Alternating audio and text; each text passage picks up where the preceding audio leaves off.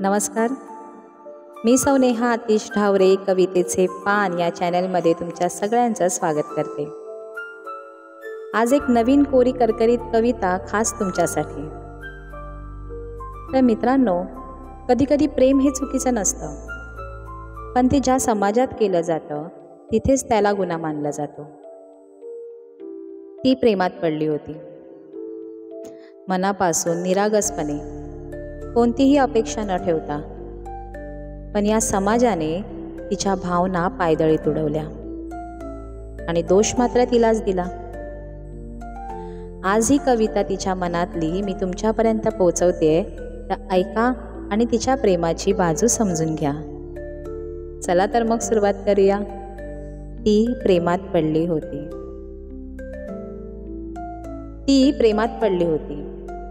ती प्रेमात पडली होती मनाच्या एका नाजूक क्षणी, नजरेच्या त्या एका भेटीत, हृदयाच्या गाभ्यात जपून ठेवलेल्या स्वप्नांमध्ये।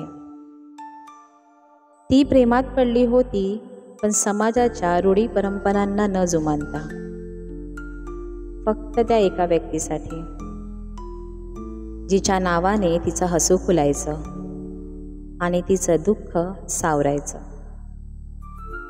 प्रेमात पडलेली स्त्री कधीही समाजाला बदनाम करत नसते, ती फक्त प्रेमाच्या नावाने जगत असते। तिच्या भावना, तिचं नातं हे फक्त तिचं आणि त्या हृदयाचं असतं। लोकांनी नावं ठेवली, कधी वाईट नजरा टाकल्या, तिच्या स्वप्नांना बदनामही केलं, पण तिने मात्र प्रेमाची पवित्रता कधी कमी होऊ दिली नाही।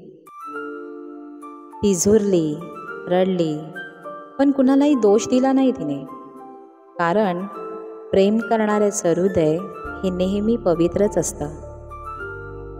ती प्रेमात पडली होती, हे तिचं पाप नव्हतं, तर तिचं मन त्या एका जीवासाठी हळवं झालं होतं।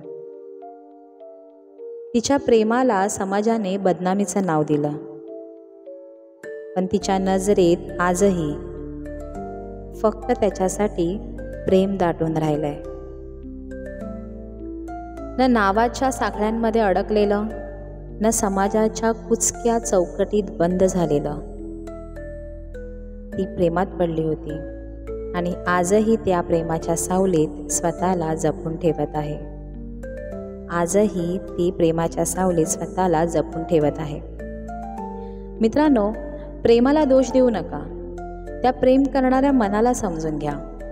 कदाचित उद्या तुमच्या आयुष्यातही अशीच एखादी ती येईल। तिच्या भावना जपा, कारण ती प्रेमात पडली होती, गुन्हेगार नव्हती। तर मित्रांनो, ही कविता तुम्हाला आवडली असल्यास व्हिडिओला लाईक करा, शेअर करा, सबस्क्राईब करा चॅनेलला आपल्या, आणि कमेंट करून नक्की कळवा तुम्हाला कशी वाटली कविता। पुढच्या व्हिडिओमध्ये नवीन कवितेसह भेटूया। धन्यवाद।